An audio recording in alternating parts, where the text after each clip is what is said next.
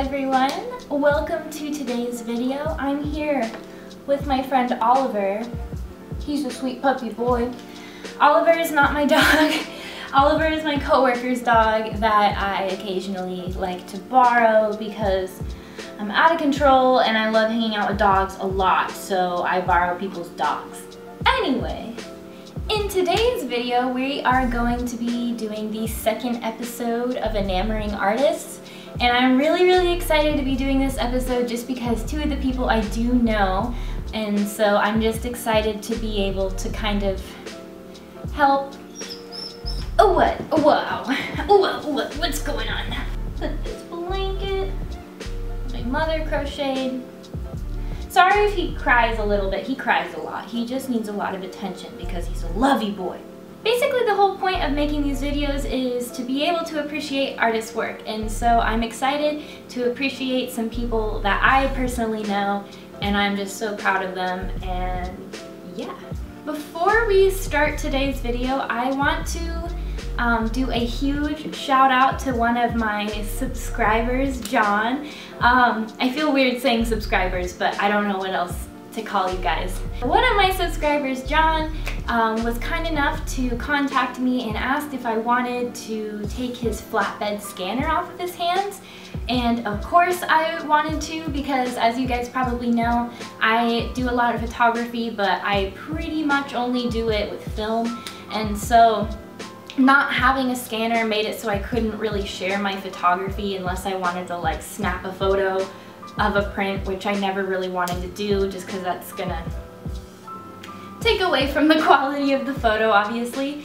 And so again, John was kind enough to ask if I wanted it, and I went and picked it up, and he was so kind and so nice, and so I just wanted to say thank you so much, John. I'm having a blast with it. I'm having a blast with that scanner. It is seriously the nicest scanner I've ever used, and I just feel so incredibly blessed to have received this from you. So thank you so much. You guys were wanting to see some of my photography, so you can go ahead and check out my Instagram if you want to see some of that. That is where I'm going to be posting all of my photos, because that's what you do on Instagram. Let's just jump right into the video and get started and talk about some really talented artists. The first person that I'm going to be talking about today goes by the Instagram name Fraba. His name is Brando Corrales, and I've actually known him for pretty much the majority of my life. We've always been really good friends. We've gone to elementary, middle school, and high school together. So we've known each other for a long time, and we've always been super close. But Brando is an amazing artist. He primarily does a lot of paintings, and he does a lot of digital painting as well. It's been really amazing to see how Brando's art has grown throughout the years and how his talent has just like exploded basically. I'm just so freaking proud of him. Brando, I love you so much. You're killing it out there. One of the things I love about Brando's work is that he is really good at appropriating other artists' work. He has a couple different pieces that he's posted that include like a Campbell's soup can, which is obviously going to be really reminiscent of like Andy Warhol. We're all really familiar with his work, and it's cool because, I mean, largely what Andy Warhol would do was would appropriate things, and so like the Campbell's soup can, he appropriated that into his work, and it's cool to see that Brando is making an appropriation of Andy Warhol's appropriation, which is just really interesting and really cool. He's like been experimenting with just these like, I wouldn't necessarily call them abstract because there's definitely like defined images that you can see in his work, but he's been experimenting with doing these like really thick line drawings, which have been so fun, and they really kind of remind me of Keith Haring's work, which I love Keith Haring. His entire body of work has a lot of variety in it, which is really cool.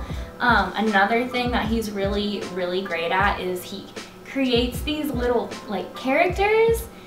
I don't know, I mean, I don't think maybe they do have names. I'll have to ask him. I don't really know, but they're just really cute, and it's cool because he'll kind of like take this character that he's created and like morph them into characters that already exist. Like he made a Bart Simpson one time, and that was just so cool.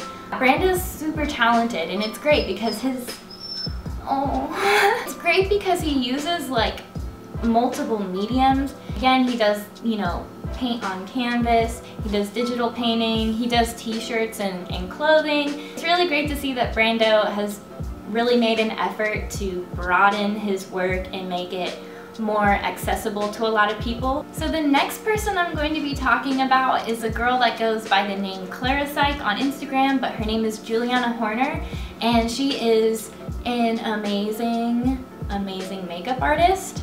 I love you so much. Juliana Horner's work stands out to me for a few reasons, and one of the main ones is her use of negative space. And I was looking through her Instagram and I didn't see a whole lot of examples, but the examples I did see just kind of blew me away because I don't know, I mean, I don't consider myself to be super artistic or anything with my makeup, but like I would never have thought to have ever experimented with negative space on my face.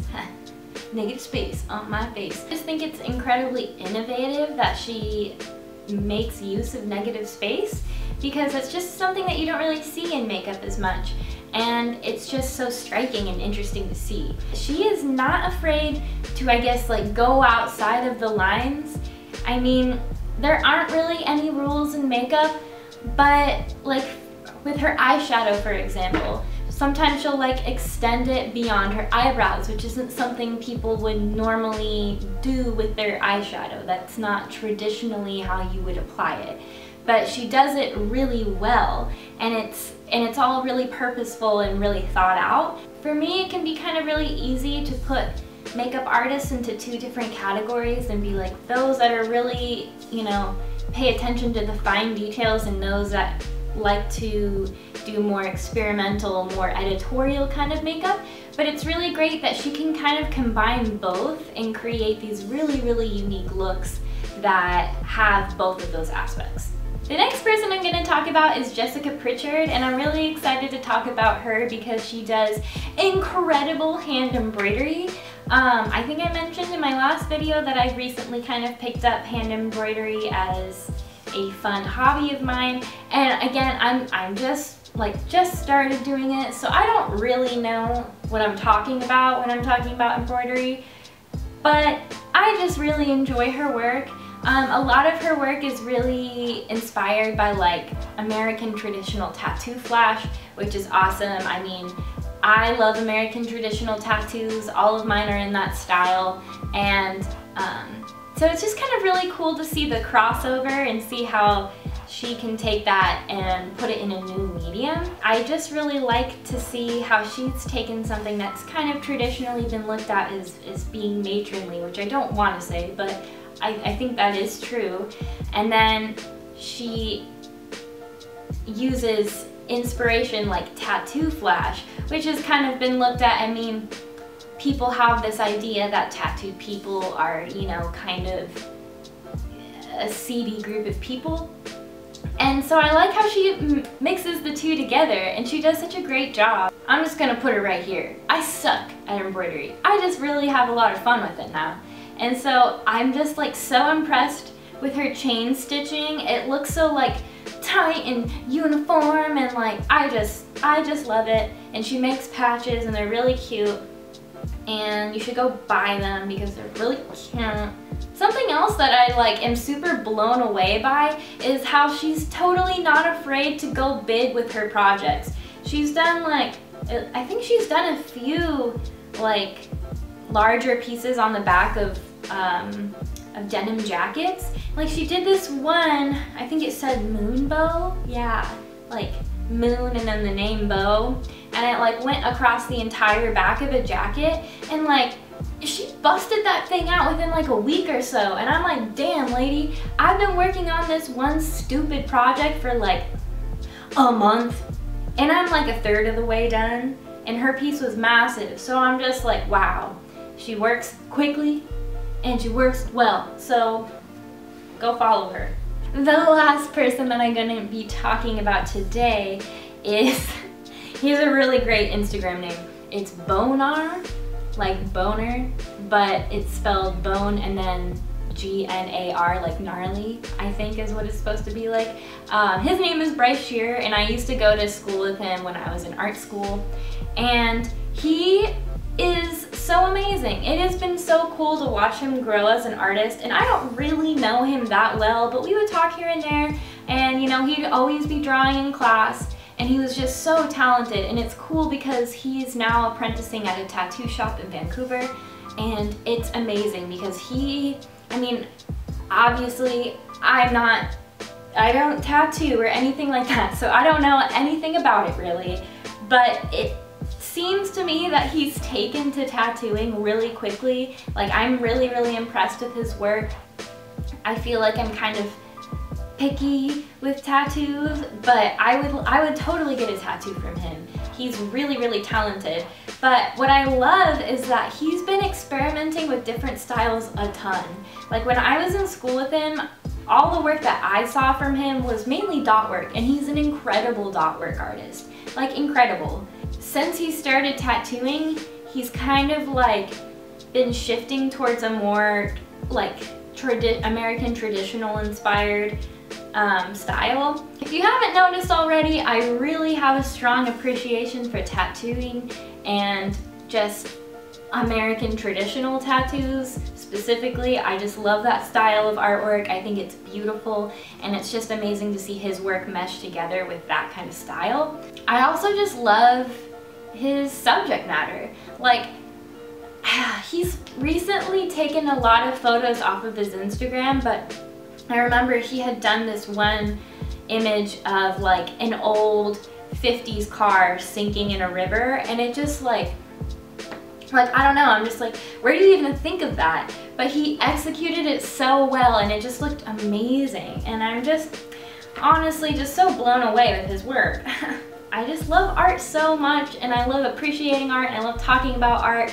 I feel like I don't have the best diction when it comes to describing art, so I'm sorry if I'm just like, yeah, it's really cool. But I just get kind of excited and overwhelmed. But I just suggest that you go to everyone's Instagrams and give them a follow, or just check them out, scroll through their feed, because I'm telling you, there's a lot of really, really cool stuff that these people have to offer. That is going to be it for today's video. I hope you guys enjoyed. I really do enjoy making these videos. I mean, this is only the second one, but I love, like, I don't know, I feel like I've been looking at art differently because I'm like actively trying to think about what I enjoy in art, and you know, why I appreciate the artists that I follow or whatever. And so yeah, I just want to do more of these, so I hope that you guys enjoy them as much as I do. Please give this video a thumbs up if you enjoyed it, because that really helps me out. Feel free to give me a follow if you want to hang out with me more, because I just love making videos for you guys. I love hanging out with all of you. And yeah, don't forget to follow me on Instagram if you want to see some photos that I've been taking, because I'm just so freaking blessed that John gave me that scanner. I love it so much. Thank you so much, John. Oh my gosh. Anyway, I better get going because this puppy boy has to get home pretty soon. But yeah, I'll see you guys in the next video. Bye.